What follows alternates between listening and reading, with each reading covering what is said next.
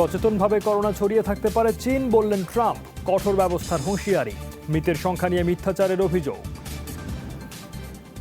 When the fake news gets out there and they start talking about the United States as number one, but we're not number one, China's number one, just so you understand. Virus ছড়ানোর অভিযোগ নিয়ে অবশেষে মুখ খুলল উহানের গবেষণাগার। পরিচালকের দাবি, শুধু চীন নয়, কারো পক্ষেই কোভিড-19 তৈরি সম্ভব নয়।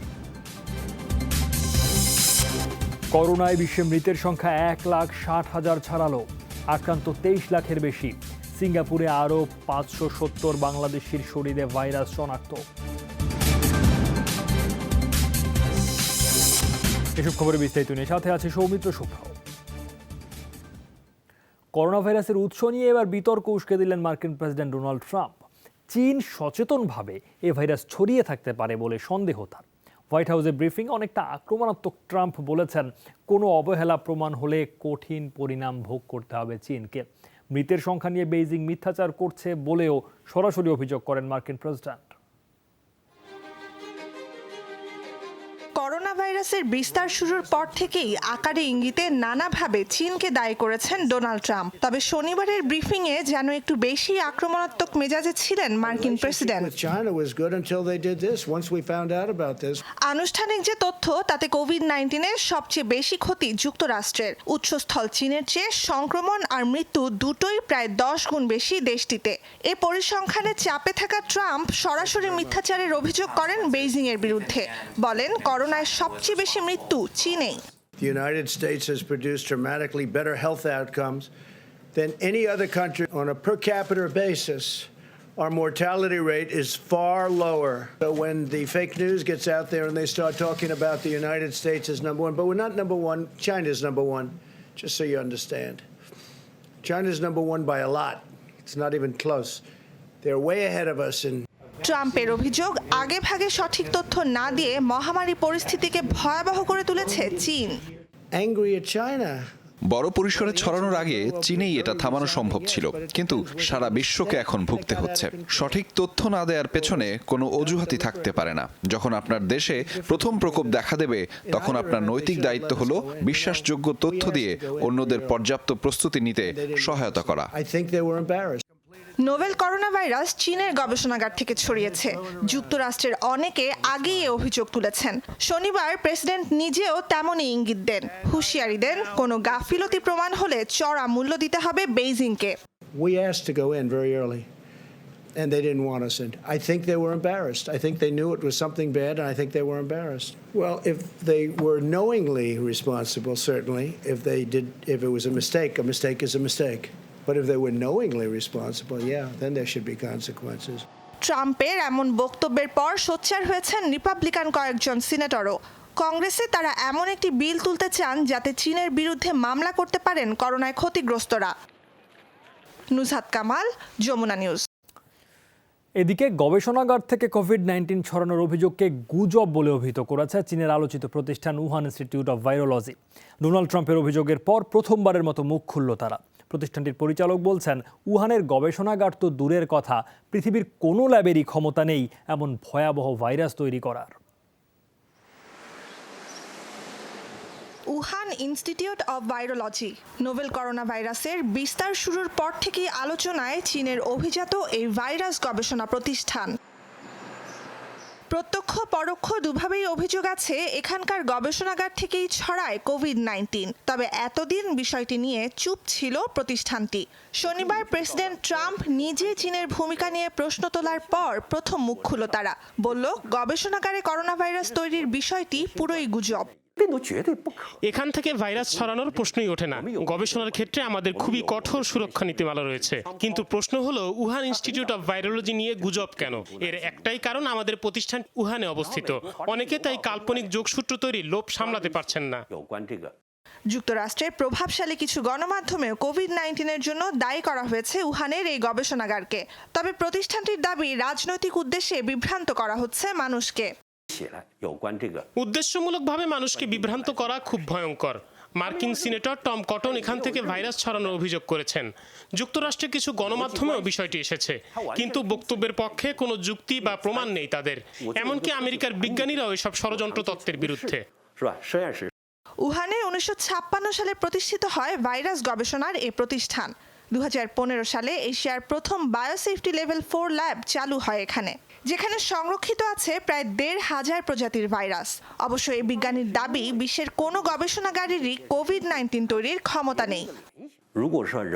কৃত্রিমভাবে এমন একটি ভাইরাস তৈরির জন্য অসাধারণ অভূতপূর্ব মাত্রার বুদ্ধিমত্তা প্রয়োজন, যা মানুষের বুদ্ধির সীমার বাইরে। এখনো সে সক্ষমতা মানবজাতি অর্জন করেনি। দীর্ঘদিন গবেষণার অভিজ্ঞতায় দৃঢ়ভাবে বলতে পারি, এর কাছাকাছি ভয়াবহতার ভাইরাস তৈরির ক্ষমতাও মানুষের হয়নি এখনো। কিছু বিজ্ঞানীর মতে, উহানের গবেষণাগারে বাদুড়ের ওপর ভাইরাসের পরীক্ষা চালানোর সময় ঘটে বিপত্তি, ছড়ায় সম্পূর্ণ নতুন প্রজাতির corona virus. Nuzhat Kamal, Jamuna News. 24 ঘন্টায় বিশ্বজুড়ে আরও 6,500 মানুষ মারা গেছেন করোনা ভাইরাসে। মৃতের সংখ্যা দাঁড়িয়েছে 1,61,000-এ, আক্রান্ত 23.5 লাখ। একদিনে নতুন করে করোনা ভাইরাস শনাক্ত হয়েছে প্রায় 82,000 মানুষের শরীরে। এমন পরিস্থিতিতেও লকডাউন ভেঙে বাইরে বের হওয়ার দাবিতে আন্দোলন হয়েছে যুক্তরাষ্ট্রসহ বিভিন্ন দেশে। কতদিন আর ঘরবন্দি থাকা যায়? লকডাউন প্রত্যাহারের দাবিতে তাই বিক্ষোভ চলছে যুক্তরাষ্ট্রে। করোনার বিস্তার রোধে শারীরিক দূরত্বের বিধান দেওয়ায় ক্ষোভ বেশি হোয়াইট হাউসের জনস্বাস্থ্য বিশেষজ্ঞ অ্যান্থনি ফাউচির ওপর। লকডাউনের বিরোধিতায় শনিবার বিক্ষোভ হয় টেক্সাস, মেরিল্যান্ড আর ওহাইওতে। ধীরে ধীরে বাকি সব রাজ্যেও এই কর্মসূচি ছড়িয়ে দেওয়ার পরিকল্পনা প্রেসিডেন্ট ট্রাম্পের সমর্থকদের। ভাইরাস আতঙ্ক উড়িয়ে দিচ্ছে না। যারা মারা গেছেন তাদের এবং তাদের পরিবারের সদস্যদের প্রতি সমবেদনাও আছে, কিন্তু রোগ সারাতে গৃহবন্দী থাকতে হলে তা তো আরো ভয়ঙ্কর ব্যাপার। অথচ এখনো করোনা মহামারীর সবচেয়ে ভয়ঙ্কর রূপ দেখছে মার্কিনিরাই। প্রতি 3 দিনে সংক্রমণের সংখ্যা বাড়ছে 1 লাখ করে, দৈনিক গড় মৃত্যু প্রায় 2,000। সবচেয়ে খারাপ পরিস্থিতি 85 লাখ বাসিন্দার রাজ্য নিউ ইয়র্কে। নিউ ইয়র্কে 1 মাসে 5 লাখ মানুষের দেহে করোনা টেস্ট করা হয়েছে, কিন্তু প্রয়োজনের তুলনায় এটা কিছুই নয়। আরও বেশি টেস্ট করা হলে আরও বেশি তথ্য আসবে। তত দ্রুত ব্যবস্থা নেওয়া সম্ভব হলে লকডাউন তুলে নেওয়ার কথা ভাবা যেতে পারে।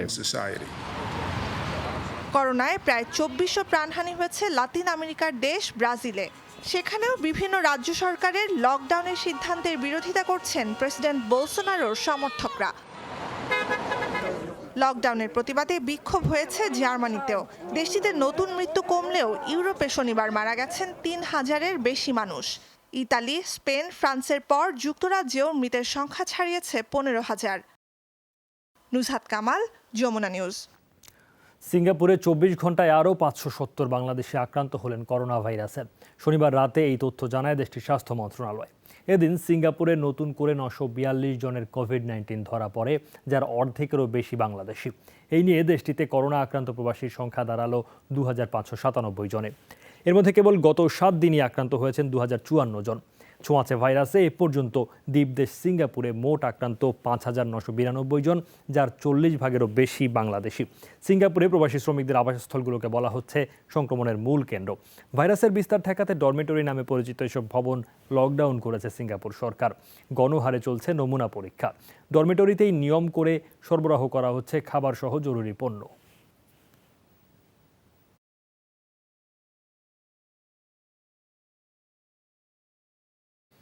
সংক্রমণ আর মৃত্যু বাড়ার সাথে সাথে স্পষ্ট হচ্ছে এশিয়ার সবচেয়ে উন্নত দেশ জাপানের স্বাস্থ্য খাতের বেহাল দশা। একের পর এক হাসপাতাল ঘুরেও চিকিৎসা পাচ্ছেন না অনেক রোগী। ব্রিটিশ গণমাধ্যম বিবিসির প্রতিবেদনে উঠে এসেছে এসব তথ্য। চিকিৎসকরা বলছেন, প্রয়োজনীয় সুরক্ষা সরঞ্জাম পিপিইর অভাবে রেইনকোট বা ব্যাগ দিয়ে তৈরি পোশাক পরে দিতে হচ্ছে সেবা। বিশ্ব অর্থনীতির অন্যতম পরাশক্তি জাপান। অবকাঠামো, ব্যবসা বাণিজ্য, প্রযুক্তি, জিডিপি সবই ঈর্ষণীয় দেশটির। তবে করোনা ভাইরাস চোখে আঙ্গুল দিয়ে দেখিয়ে দিচ্ছে তাদের স্বাস্থ্য খাত কতটা দুর্দশাগ্রস্ত। ব্রিটিশ গণমাধ্যম বিবিসি বলছে, করোনার উপসর্গ নিয়ে একজন রোগী কমপক্ষে 80টি হাসপাতাল ঘুরেছেন সেবার জন্য। সবগুলো হাসপাতালেই ফিরিয়ে দিয়েছে তাকে, কারণ এর কোনোটিতেই নেই করোনা রোগী চিকিৎসা দেওয়ার পর্যাপ্ত সুরক্ষা ব্যবস্থা। সংবাদ সম্মেলনে তা স্বীকারও করে নিয়েছেন প্রধানমন্ত্রী শিনজো আবে। চিকিৎসক এবং হাসপাতাল কর্মীদের হতাশার কথা শুনেছি। আমি জানি এই মুহূর্তে নার্স এবং ডাক্তাররা সবচেয়ে বেশি ঝুঁকিতে। তাদের শারীরিক এবং মানসিকভাবে ফিট থাকার বিকল্প নেই। আমার অনুরোধ, আপনারা চিকিৎসা দেয়া থেকে বিরত থাকবেন না। চিকিৎসকরা বলছেন করোনা মোকাবেলায় মোটেও প্রস্তুত নয় জাপান। বেশিরভাগ হাসপাতালে নেই আইসিইউ, ভেন্টিলেটরের মতো সুবিধা, দেয়া হচ্ছে না সুরক্ষা সরঞ্জামও, এমনকি কিট সংকটে টেস্টই করা যাচ্ছে না বেশিরভাগ মানুষের। হাসপাতালে যারা ভর্তি হচ্ছেন তাদের অনেকের অবস্থাই খারাপ, কিন্তু পর্যাপ্ত আইসিইউ না থাকায় চিকিৎসা দেওয়া সম্ভব হচ্ছে না। এছাড়া ভেন্টিলেটরের অভাবে মৃত্যুর সংখ্যা বাড়ছে। চিকিৎসা সরঞ্জাম পিপিইর অভাবে ওসাকার একটি হাসপাতালে রেইনকোট পরে সেবা দিচ্ছেন অনেকে, আবার বাধ্য করা হচ্ছে বস্তা দিয়ে বানানো পোশাক পরার জন্য। জানি না এভাবে চলতে থাকলে কতদিন কাজ করতে পারবো। জাপানে করোনায় মৃত্যু এবং সংক্রমণ রোধে দেশব্যাপী চলছে জরুরি অবস্থা। অমিত হাসান রবিন, যমুনা নিউজ। করোনা সতর্কতায় বিশ্বজুড়ে ঘরবন্দি মানুষের জন্য অনন্য এক কনসার্ট উপহার দিলেন তারকা শিল্পীরা। অনলাইনে নিজ নিজ বাড়ি আর স্টুডিও থেকে এই কনসার্টে যোগ দেন Celine Dion, Jennifer Lopez, Elton John সহ শতাধিক শিল্পী। বিশ্ব স্বাস্থ্য সংস্থার সহায়তায় 8 ঘন্টার এই শো থেকে $5 কোটি তহবিলও গঠন করা হয়। রোলিং স্টোনসের লাইভ পারফরমেন্স মানেই চমক, তবে কিংবদন্তি এ ব্যান্ডের এবার ব্যতিক্রমী উপস্থাপনা। 4 সদস্য নিজ নিজ বাড়ি থেকে যোগ দেন অনলাইন কনসার্টে। শুধু কি Rolling Stones, Elton John, Jennifer Lopez, Sam Smith কে নেই এই অনন্য আয়োজনে। অংশ নেন বিশ্বের নামি দামি শতাধিক তারকা।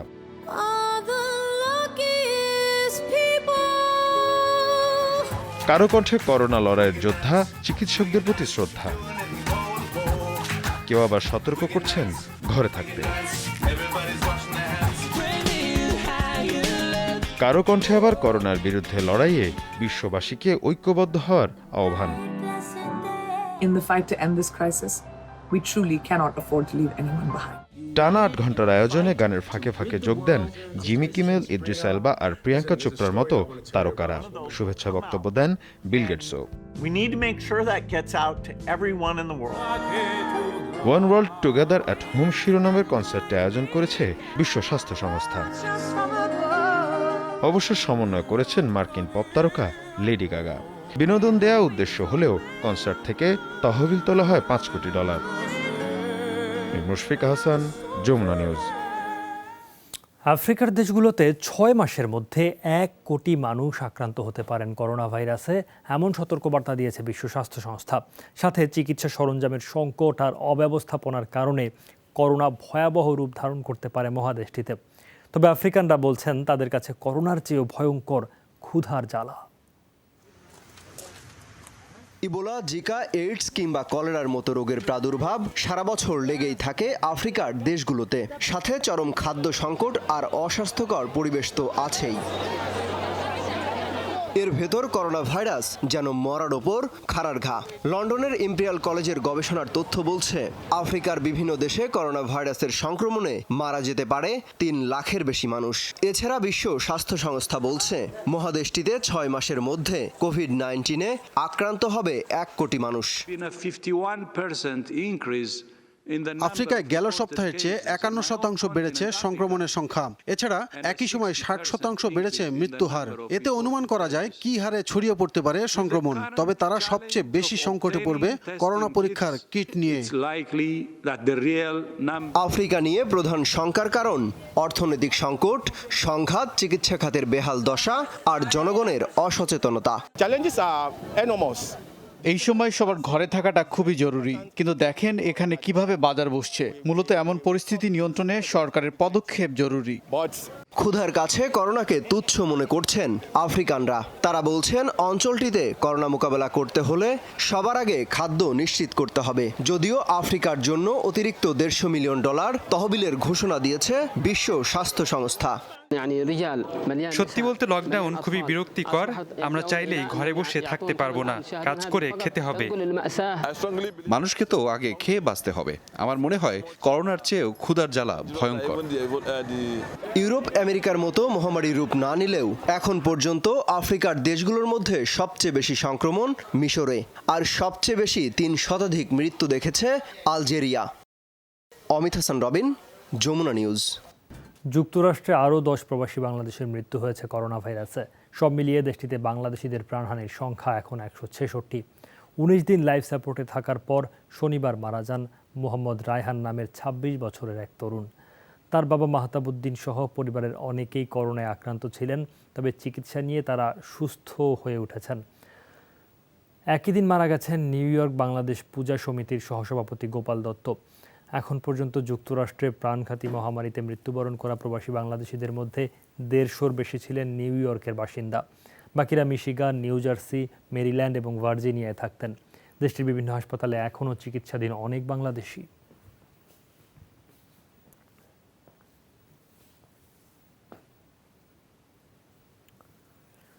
যুক্তরাষ্ট্রে করোনা ভাইরাসে ক্ষতিগ্রস্ত নাগরিকদের মধ্যে সরকারি প্রণোদনার অর্থ বিতরণ শুরু হয়েছে। 2018-19 অর্থ বছরে যেসব প্রবাসী বাংলাদেশি কর প্রদান করেছেন তাদের ব্যাংক অ্যাকাউন্টে ঢুকছে বিশেষ সহায়তা, তবে অনেকেই হাতে পাচ্ছেন না সেই অর্থ। আইনজীবীরা বলছেন, অবৈধভাবে বসবাসকারী এবং ট্যুরিস্ট ভিসায় আমেরিকায় থাকা বাংলাদেশিরা এই সুবিধা পাবেন না। ক্যালিফোর্নিয়ার ছোট্ট বাড়িটিতে থাকেন 11 সদস্য লাতিন অভিবাসী পরিবারটি। করোনা ভাইরাসের প্রকোপে একে তো লকডাউন, তার উপর উপার্জনক্ষম ব্যক্তিরাই কর্মহীন। শর্ত পূরণে ব্যর্থ হওয়ায় তারা পাবে না বিপদকালীন সরকারি অনুদানও। এই ভোগান্তি থেকে বাদ পড়েননি অনেক প্রবাসী বাংলাদেশিও। অনেকেরই অভিযোগ 2018-19 সালের কর পরিশোধের পরও মিলছে না প্রণোদনার অর্থ। 2018 সাল পর্যন্ত আমি ট্যাক্স ফাইল করছি, 19-এ আমি এখনো ফাইল করিনি। যে স্টিমুলাস প্যাকেটটা দিয়েছেন এখন আমি ওটা পাইনি। আমি এখনো পাইনি, যেহেতু আমি 1990 থেকে ট্যাক্স ফাইল করে আসছি। আমার ব্যাংক অ্যাকাউন্ট নাম্বারও দেওয়া আছে, সেহেতু আমি আশাবাদী। ঘোষণা অনুসারে যে দম্পতির বার্ষিক আয় $1.5 লাখ নিচে তারা পাবেন স্টিমুলাস প্যাকেজ। তার আগে অবশ্যই পরিশোধ করতে হবে কর। স্বামী স্ত্রী যারা 2018 এবং 2019 সনে যৌথভাবে ট্যাক্স ফাইল করেছিলেন, তাদের ইনকাম যদি $1,50,000 নিচে থাকে, তারা $2,400 করে পেয়েছেন। এবং সেই পরিবারে যদি কোনো ডিপেন্ডেন্ট অথবা সন্তান 16 বছরের নিচে থাকে, তাদের জন্য $500 করে দেওয়া হয়েছে। আমি পেয়েছি $1,200, যেটা আমি বা আমার মতো যারা সিঙ্গেল তারাই পাচ্ছেন। এই টাকা আমরা যারা 2018-2019 সালের ট্যাক্স ফাইল করেছি তাদের জন্য ট্যাক্স ফাইলিং এর সাথে সম্পৃক্ত ব্যাংক অ্যাকাউন্টে সরাসরি জমা হচ্ছে। আইনজীবীদের ভাষ্য, অবৈধভাবে বসবাসকারীরাই বঞ্চিত হচ্ছেন প্রণোদনা থেকে। তালিকায় নেই ট্যুরিস্ট ভিসায় যুক্তরাষ্ট্রে থাকা প্রবাসীরাও। যারা আমেরিকাতে অবৈধভাবে আছে, যাদের কোনো ধরনের কাগজপত্র নাই এবং যারা ভ্রমণ ভিসায় আছেন, কোনো কেস তাদের পেন্ডিং নেই, তারা আর্থিক সহায়তা থেকে বঞ্চিত হবেন। যুক্তরাষ্ট্রে এখন পর্যন্ত 1.5 শতাধিক প্রবাসী বাংলাদেশির মৃত্যু হয়েছে করোনা ভাইরাসে। অনেকেই হাসপাতালে চিকিৎসাধীন, যাদের প্রায় সবাই নিউ ইয়র্কের বাসিন্দা। মৌলি ইসলাম, যমুনা নিউজ। শেষ করব যমুনা আই ডেস্ক, তার আগে শিরোনামগুলো আরেকবার। সচেতনভাবে করোনা ছড়িয়ে থাকতে পারে চীন, বললেন ট্রাম্প। কঠোর ব্যবস্থার হুঁশিয়ারি। মৃতের সংখ্যা নিয়ে মিথ্যাচারের অভিযোগ। When the fake news gets out there and they start talking about the United States as number one, but we're not number one, China's number one, just so you understand. Virus ছড়ানোর অভিযোগ নিয়ে অবশেষে মুখ খুলল উহানের গবেষণাগার। পরিচালকের দাবি, শুধু চীন নয়, কারো পক্ষেই কোভিড-19 তৈরি সম্ভব নয়।